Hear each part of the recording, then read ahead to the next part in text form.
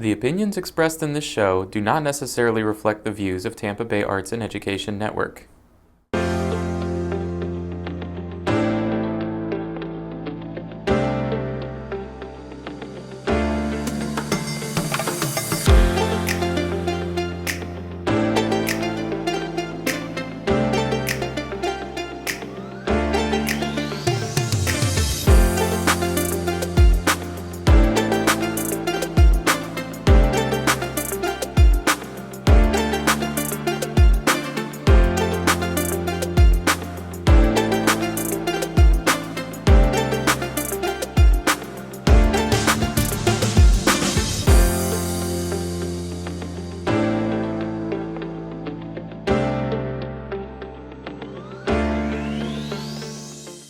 Hello everyone, and welcome to another edition of Connecting with Kim here on Tampa Bay Arts and Education Network. I am your host, Kim Droege, and we are so glad you joined us today because we have another terrific episode coming up.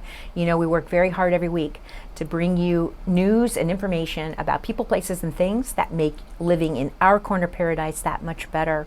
So before we get started, I want to ask you to please like and follow our Facebook, Instagram, and X account, because on those platforms you will find all the information about the show, the guest, the broadcast schedule, and of course my on-air wardrobe, which comes from the Spring of Tampa Bay, my sponsor, from their thrift store, which is located on North Willow. But soon they will be in their new location in Drew Park in December, and we will have more information about all of that coming up later in a future show. So again, like and follow so that you can find out all the information. And the other thing that I want to tell you is you can find the audio of our show on Sun Radio 96.3 FM and on your favorite streaming platform Monday, Wednesday, and Friday at 3:30. So you have so many ways to watch the show, listen to the show, and enjoy all the wonderful guests that come on Connecting with Kim. So let's not delay.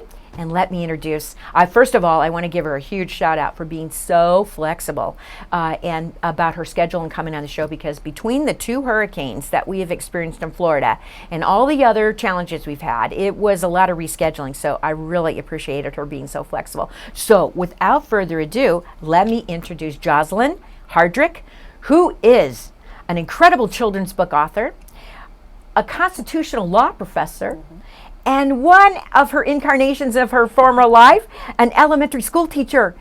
Joseline, welcome to Connecting with Kim. Thank you, Kim. Thanks for having me. I'm so happy to be here. Oh, we're thrilled. We're thrilled. I'm so really, the first time, you contacted me and I just researched you like I do all my guests.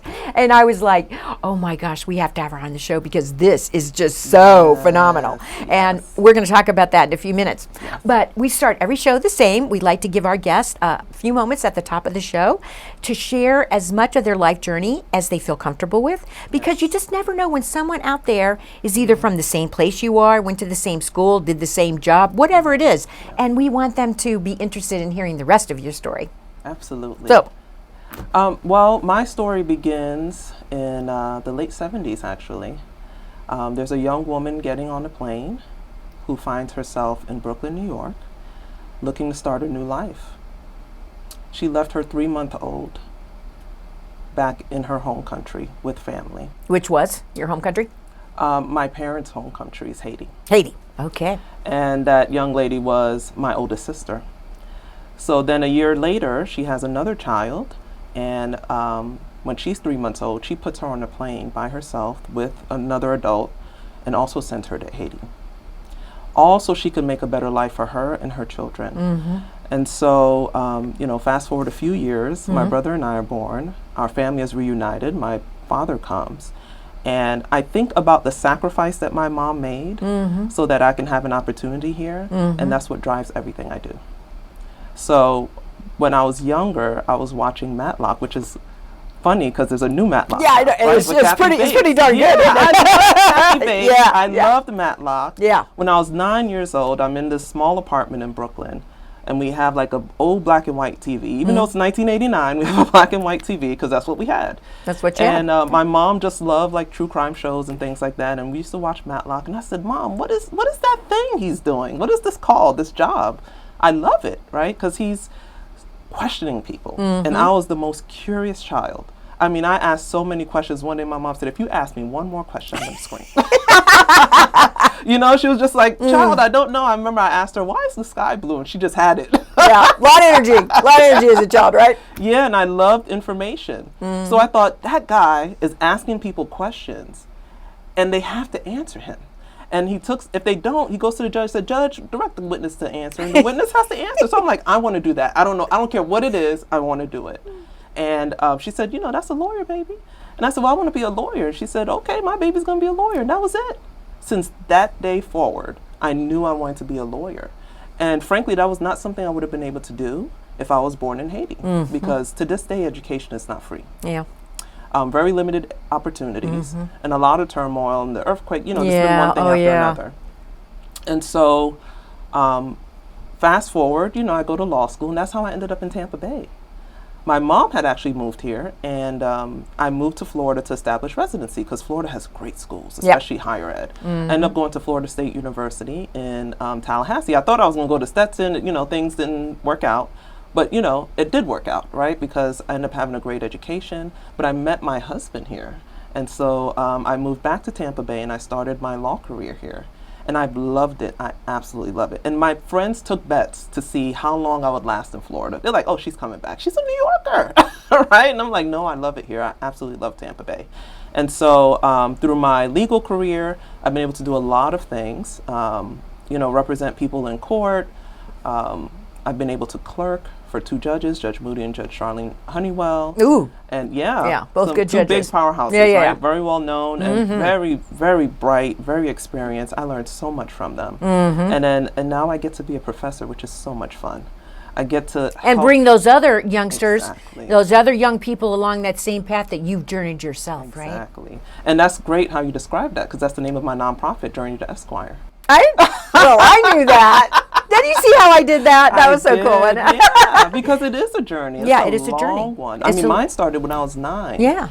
And let me tell you, I had no business wanting to be a lawyer given the situation we were in. I had no idea how to become a lawyer. No one in my family in the U.S. was a lawyer. Yeah, but that's what dreams and goals are all about, right? Exactly. And you had a family that fostered those dreams and goals and made it in your mind acceptable. Right? The fact that she said, yes, my baby's going to be See? a lawyer. That is like everything. I mean, I grew up with that in my family. I was an only child. My parents both worked. My mother worked when that was not really the thing. Yeah. But because I'm a little bit older than you, so I grew up at a different time. But anyway, my parents told me from the time that I could remember and understand what it meant is you can do and be anything you want in life if you just want it badly enough, right? Yes. And I know she wanted it badly enough because the story I just told you. Can you imagine? I have 2 children now. I cannot even imagine walking away from them at that age. Even just going to work was heartbreaking, right? And I knew I would see them at the end of the day. And so because she made that sacrifice, it let me know, 1, you have to be willing to put into work for what you want to achieve. But 2, I'm not going to take this chance for granted. I'm really not.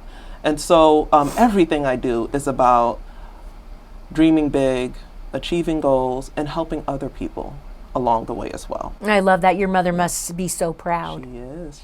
Must be so proud. She is. And that's, I love that because that's where so many dreams start in life, is that connection between you, your mother, your parents, and that whole family, and that encouragement. It's so important.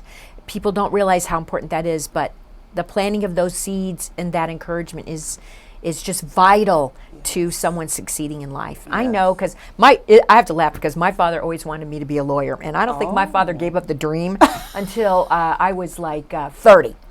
And he would come to me every once in a while and say, now I know you have a really, good job, big career in your life, but if you want to go to law school, I'll help you, right? And finally at 30, I said, Daddy, I love you, but give up the dream, right? I said, and on top of that, I only want to practice criminal law. I want to get in that courtroom because you're entitled to defense, and I'll defend you. And law's about persuasion, right? I mean, there's law, and then there's about the interpretation and the persuasion of that law, right? Yes. And that's what I'm like you. That's what I love. I love being in a situation where I can convince people to think like I think. Oh, nice. Yeah, and that's one of the great things I get to do as a professor. Exactly. Because it's like, okay, these are the rules, yes, but what do you think about the rules? How should we use it? To what end? right? And then there's ways you can use it to your advantage, but then if it disadvantages someone else, like, and has a big impact, right? You really have to give that some It's thought. ethics, right? Yeah, Ethics is a real thing. It right? is. There's ethics, there's rules, there's laws. Morality. But then there's just, you got to look at yourself in the mirror at night. You got to lay down in the bed and be at peace with what you do. Exactly. And so, like, when I first started practicing, I did a lot of foreclosure and collections. That was heartbreaking. That's tough. And bankruptcy. Yeah. And as I grew, my mom eventually became a single mom. We struggled financially. And so it was really hard to, have those cases against people who reminded me of my mom when she was younger. Yeah. And so I had to make a decision. Do I want to continue doing this work? Now, as I did it, I made a decision that I'm going to be the person who's going to treat the debtors with dignity. That was my approach. Because there were people who were kind of flippant and said, well, they should have paid their bills. But you don't know what their situation is. But then at some point I said, okay, I just need to walk away. And is this what you walked to? Says I want to know how this all came about, because this is amazing. Thank you. I mean, how many books so far? You told us before we went on air, but they need to know. Over 30 books published. Wow. And I have 30 written. I just can't get to them fast enough to actually publish them. I know your books are all about diversity, Yes. inclusion, all of these things that are. So tell me what happened with the first book.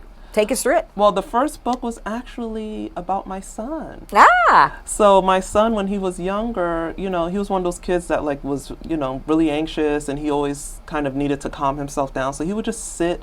We had this huge backyard in Clearwater. He would just sit in there, and it's like he was grounding himself. I didn't realize what was happening at the time, but he would just love sitting in the grass next to the tree. And then I read a line in an article that said, your garden should be like a song. I said, that's beautiful. Oh, that's gorgeous. So then I wrote the book, Little George's Garden Song. And it's about him sitting in the garden and all the little animals singing and the sounds that they make and how it creates this song and is very soothing for him. And then I created a whole series out of that. And, I just made it on a computer. I printed it myself, and used Vistaprint or something. It wasn't anything fancy. But then when I showed it to people, they were so impressed. They said, you should really turn this into a book. I'm like, are you sure, really? And I had a friend of mine, a couple of friends who were in the legal field who published their own books. I'm like, man, I could do this. See, there you go. I love that. I was just sitting here thinking, why are you even hesitating? But it's because it's something new, and I'm like, well, people really buy it. Are they interested? To me, this is just fun. All of this is just fun to me, and I'm like, if people like it, great. If they don't, it's okay. Yeah, but what could be better? Yeah. Doing fun and people paying you for it. Exactly. I mean, exactly. I don't know. That works for me. It does. Yeah. This book here, Take the River Walk, actually came out of a trip to the Tampa History Museum. I went there and had a little private tour. It was really nice, and I said, if I were to make a book about one of the people featured here, who do you think I should make? And they said Blanche Armwood. I said, okay, I'll think about it. By the time I got home, it just poured out of me, and I had a whole story. And then I had my illustrator put it together. And so if you get that book, you'll see it goes through the Riverwalk and even has the statute, so you can actually take the book and take a little tour down Tampa Riverwalk. It's cool. So I love that. I love the it. color too, and the cover and all that. That's so amazing. Yeah. Okay, so now we've got that book, but there's a lot of other books There here. are. Then tell me about Let Your Light Shine. I want to, Yeah, so Let Your Light Shine is actually for adults and kids. I have an adult version for women, professional women specifically, and it comes with a journal. And it's really about what we've been talking about, right? So for high achieving women especially, we're living our dreams, but we're also tired. We're not, maybe our relationships aren't where we want them to be, or we're not doing things that really bring us joy because we're so bogged down with all the responsibilities that we have.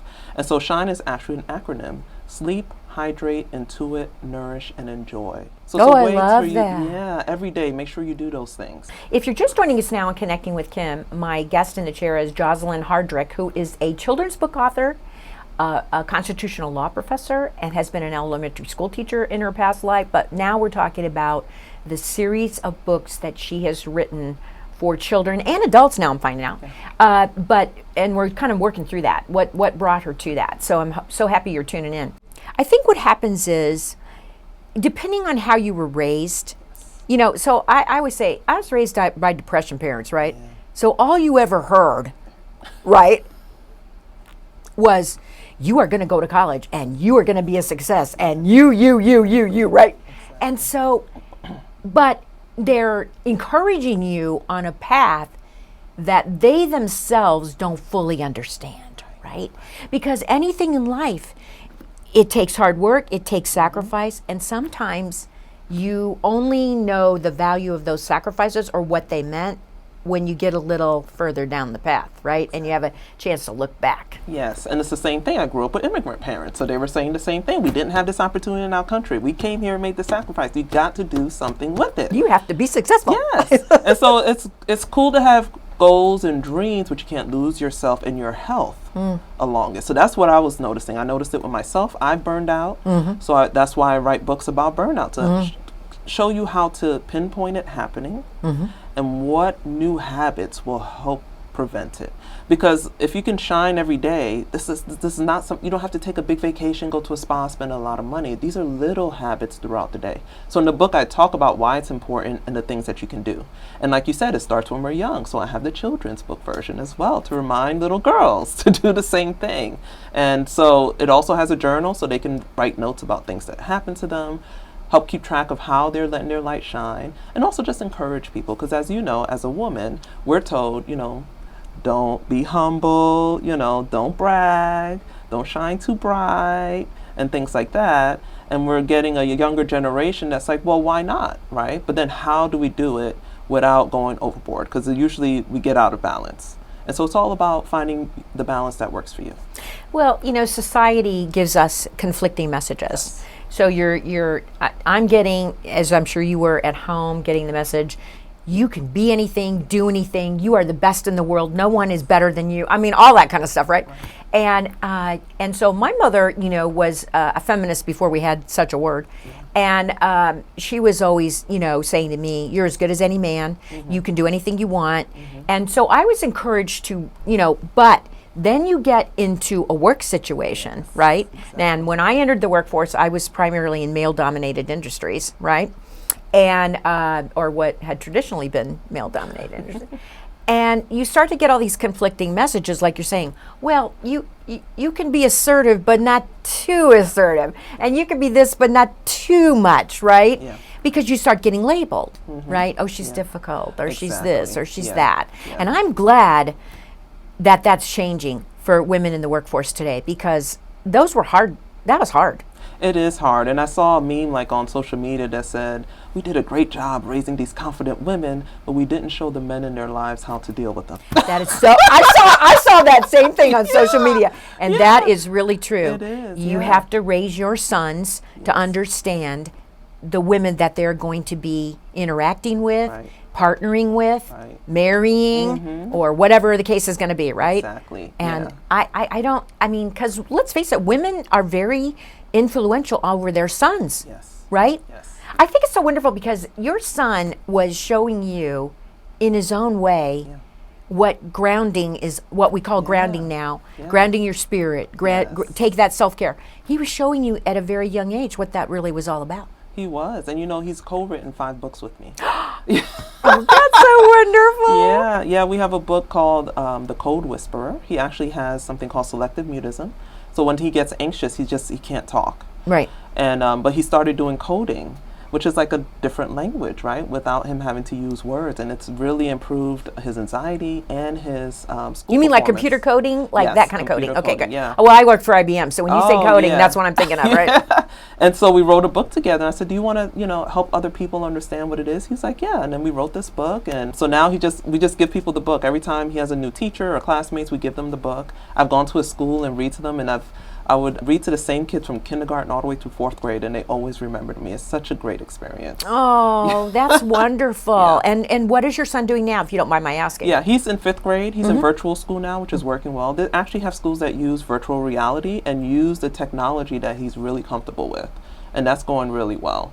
And so, and he's my cameraman and does other things on social media for me. If you see some of my videos, he's the person holding the camera. Oh my gosh! Yeah, so it's really fun. It's been just such a great experience with the children's book. We might have to have him intern here at TBAE when he gets old enough, right? Because we're always looking for people like that. We love creatives because we're all about creative. That's wonderful. I'm so happy to hear. And I think that's another good thing about, any kind of authors to children and whatnot in programs is that we have begun to learn and appreciate that children don't learn in the same way, at the same, when I went to school, I mean, it was so structured and you either fit in or you didn't, right? And if you didn't fit in, boy, was that a slog, right? And it had nothing to do with your innate intelligence or IQ or anything. It's just that children learn differently. And I think that's one of the wonderful things now is that we can accommodate all these different styles of learning so that people can reach their full potential. Exactly. Yeah, because I was one of those people that learned differently. So I was very book smart, but socially I was very awkward and I had a lot of allergies and different things that I finally have under control. But man, it was tough. There was a lot of bullying. Especially because English was our second language, so we had accents, we dressed differently, things like that. And so I'm very sensitive to those kind of issues. So I also have another book here, Let's Talk About Big Feelings, to help children express themselves. Because sometimes parents don't know how to talk to the kids. And so, but if you have a book and they're reading and you're describing the feeling, they can say, yes, that's the one I was feeling. And so it has a workbook as well. Some of the books have workbooks to help with writing and spelling and math and all kinds of things. So there's lots of fun you can have with it. And it's all on Amazon, which is what makes it really accessible. Let me understand. So they go on Amazon and they order your books and they come with, do they come with audio tapes too, or are they just strictly books with the journals and the workbooks? Strictly the books on Amazon, but if you go to my YouTube channel, I do read alouds. Oh, okay. Yeah, and then especially during like the pandemic, I did a lot of videos and read alouds, and sometimes I joined live Zooms and I'd read to kids like in Canada, Europe, all over the place. It was very fun. Oh, and what's your YouTube channel called? It's the same as all my other handles at JJ Hardrick, and I don't remember what I called it now. To be honest, I did some rebranding, all the production stuff. But we can find you. You can find me at JJ Hardrick. We Google and find you. Yeah. Well, you're here, so I want to give you an opportunity to plug, your website, your YouTube channel. I mean, whatever you're doing to reach out to people, because it's really important. It and is, I love what you're doing. Thank you. Before we went on air, you talked about I wrote a musical. I did write a musical. Okay, we're going to have to hear about that. So that's this here. It's called Justice and Liberty, the musical, and it's about Supreme Court cases, specifically with criminal procedure and constitutional law. Okay. So everyone knows the Miranda case, right? You have Right. the right to remain silent. Right. But who is Miranda? He has this whole thing named after him. Do we know who he is and what happened? And there's all these other cases where I was just curious about the people behind the case. As I'm teaching it to my students, I'm always kind of like, don't just like read the case, like ask questions. Did they do it, and what were the circumstances? Because a lot of them were found guilty ultimately, even after a second trial. But the fact that they were brave enough to go to the Supreme Court meant that everyone's rights got expanded. And so as I was trying to remember, frankly, all the cases, because I had to teach them, I was like, what would be cool? If this was put to music, like Hamilton, right? And I said, all right, go to ChatGPT and play around with this idea. And next thing you know, an entire musical came out of me. And so now I'm going to put it on for Law Day, which is May 1st every year.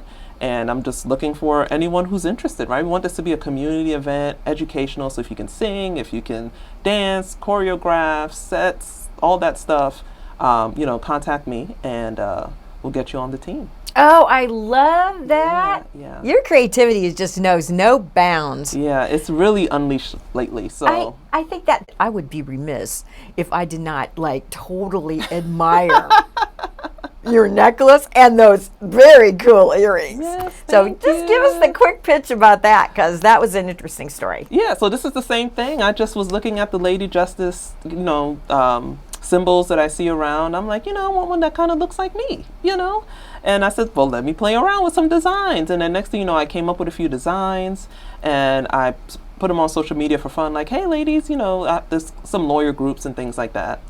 Which one do you like? And then everyone's like, these are awesome. I want to order it. When are you selling it? And people started contacting me to sell it. I'm like, I'm not selling anything. I'm just playing around with a design. But my friend Jared Crooker does woodworking. So you go to pro-hawk.com and he will have that there.